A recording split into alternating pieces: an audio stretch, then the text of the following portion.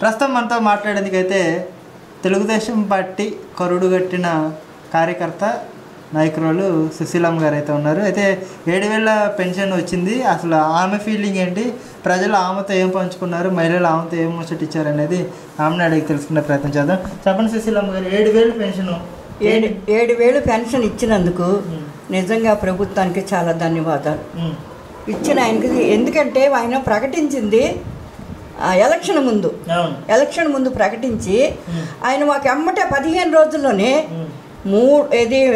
April, మే, June, next July కలిపి 7,000 pension ఇచ్చాడు మాకు. ఆ పెన్షన్ తీసుకున్నామంటే దేనికి తీసుకున్నాం మేము?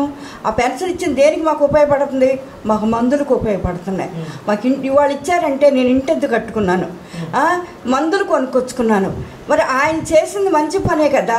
అది జగన్ గారు ఏం చేశాడు? మాకు గెలిచి 3,000 పెన్షన్ ఇస్తానని చెప్పి ప్రజల దగ్గర వాగ్దానం చేసి సంవత్సరానికి 250 రూపాయలు పెంచుకుంటా వచ్చాడు. లాస్ట్కి ఆయన 3,000 చేశాడు. ఆయనకి ఈయనకి ఎంత డిఫరెన్స్ ఉంది? చాలా డిఫరెన్స్ ఉందండి. ఎందుకంటే ఆయన వాగ్దానం చేశాడు, మాట తప్పాడు, మడం తిప్పాడు. ఈయన మాట ఇచ్చాడు, మాట నిలబెట్టుకున్నాడు ఆయన. అది చంద్రబాబు గారి దగ్గర ఉన్న గొప్ప ఒక వ్యక్తి కాదు, అతను ఒక శక్తి. ఆయన్ని ఈరోజు ఇవాళ ఇక్కడ చాలామంది పెన్షన్లు తీసుకున్నారు. పెన్షన్లు తీసుకున్న వాళ్ళందరూ కూడా వచ్చి ఏం మాట్లాడారంటే, నిజంగా బాబు గారు మంచి పని చేశారండి, అందరికీ పెన్షన్లు వచ్చినాయి, మాకు ఇంట్లో మందులకి కొడుకులు చూస్తలేదు, కోడళ్ళు చూడక ఎంత అల్లాడే వాళ్ళు కూడా పెన్షన్ తీసుకొని వాళ్ళ కళ్ళమ్మ నీళ్లు పెట్టుకున్నారు. వాళ్ళ కళ్ళమ్మ నీళ్లు పెట్టుకుని నా కళ్ళలో నీళ్లు తిరిగినాయి. అయ్యో, ఇంత పరిస్థితిలో ఉన్నప్పుడు బాబు గారు ఆదుకున్నారు. దేవుళ్ళగా ఆదుకోవటమే కదా. ఇప్పుడు 7,000 అంటే మాటల 3,000కి 250 తీసుకునేటప్పుడే మేము ఎన్నో బాధలు పడ్డాము. మాకు ఇవాళ 7,000 పెన్షన్ ఇచ్చారంటే అది దేవుడు దయ, చంద్రబాబు గారి పుణ్యమే మాకు చేసింది అది. ఎందుకంటే ముందు దేవుడు దయ. అలాంటి నాయకుడిని గెలిపించినందుకు దేవుడికి వందనాలు చెప్తున్నాము. ఇచ్చి మాకు తృప్తి కలిగించిన చంద్రబాబుకి థ్యాంక్స్ చెప్తున్నాం మేము. ఎందుకంటే ఈరోజు 7,000 అంటే మాటలయ్యా, ఒక 1,000 రూపాయలు వస్తే చాలన్న జీవితాలు ఉన్నాయి. ఎంతోమంది వృద్ధాప్యంలో ఉన్న బిడ్డలు. పోయినసారి సచివాలయం సిబ్బంది ఉన్నారు కదా, వాళ్ళు ఏం చేస్తున్నారు? అక్కడ గాడిదలు కాస్తున్నారా? వాళ్ళకి ఇవ్వకుండా మమ్మల్ని బ్యాంకుల చుట్టూ తిప్పారు. నేనైతే ఇంకా బ్యాంకుల చుట్టూ 3 సార్లు తిరిగాను. నాకు కన్ను ఆపరేషన్ అయిన మనిషిని, టైఫాయిడ్ ఫీవరు. దాంట్లో కూడా నాకు ఇంట్లో చేతిలో డబ్బులు లేక నేను ఇంట్లో ఉన్న ఈ 5 రూపాయల బిళ్ళలు ఏరుకొని అవి తీసుకొని నేను బ్యాంకుకి వెళ్ళా. బ్యాంకుకి వెళ్తే ఆ కార్డు అంటాడు, ఈ కార్డు అంటాడు, అది తీసురా, ఇది తీసురా అని 10:30కి వెళ్ళిన మనిషిని 1:30కి వచ్చాను నేను. ఈ సిబ్బంది ఇప్పుడు చేసిన పని ఆ రోజు ఆయన చేసుంటే అంతమంది చనిపోయేవాళ్ళ?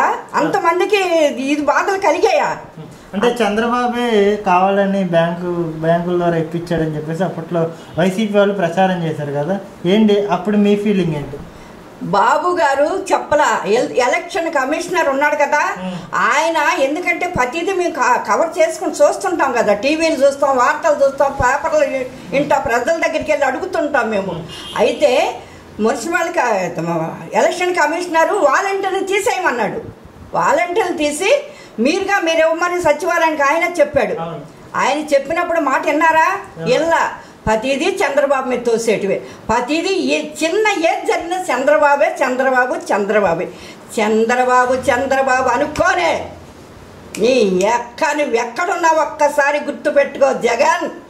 జగను నువ్వెక్కడున్నావు గుర్తుపెట్టుకో. నువ్వు చేసిన తప్పేంటి తెలుసా? ఫస్ట్ ప్రజావేదిక పగలగొట్టడం ఫస్ట్ 1 టైం తప్పు. రెండోసారి అమరావతిని, రైతుల్ని కోత కోసుకుంటా, ఆడపిల్లలని కూడా లేకుండా సెస్ట్ల మీద చెయ్యలేసి మీ సిబ్బంది ఎంత నీచంగా చేశారా? రెండో తప్పు. మూడో తప్పు నీకెక్కడ జరిగిందంటే చంద్రబాబు గారిని అరెస్ట్ చేసి 53 రోజులు జైల్లో పెట్టావు. నీ అబ్బా, నువ్వొక సీఎంవా? చెప్పుకుంటా సిగ్గుండద్దు.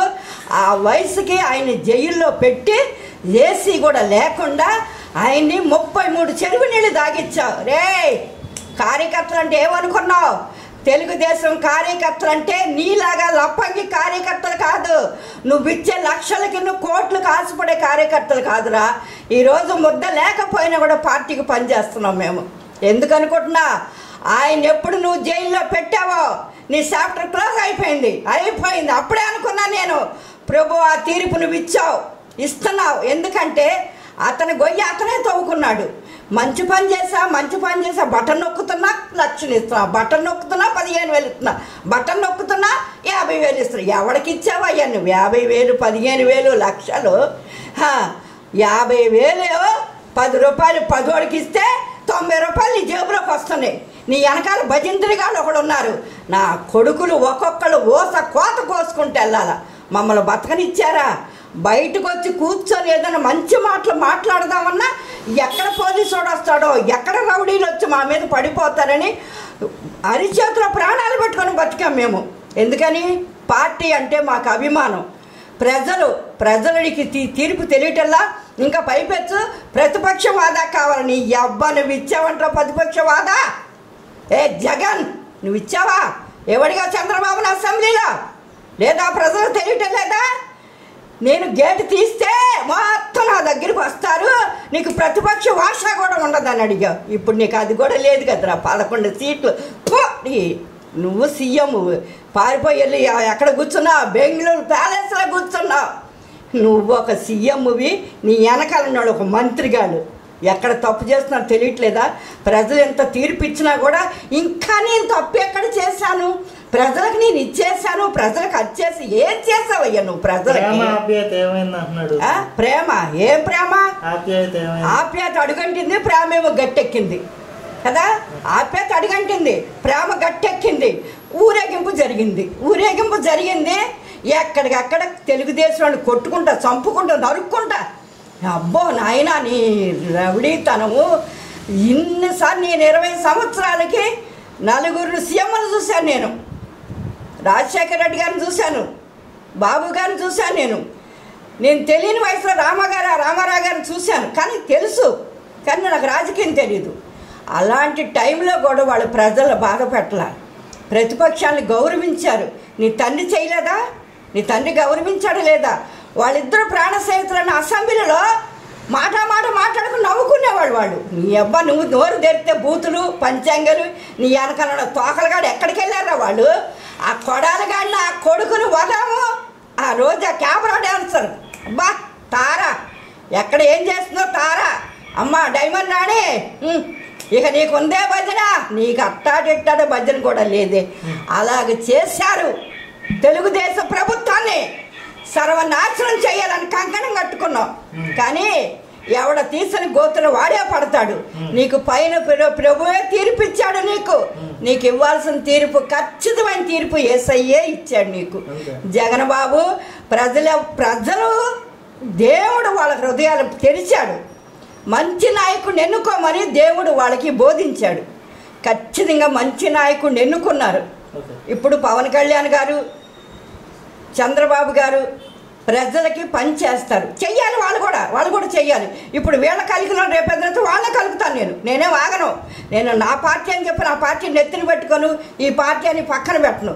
రేపు వీళ్ళల్లో కూడా ఏదైనా రాంగ్ స్టెప్ జరిగితే, ప్రజల దగ్గర ఏదైనా అన్యాయం జరిగితే మా వాళ్ళని కూడా అడుగుతాను నేను.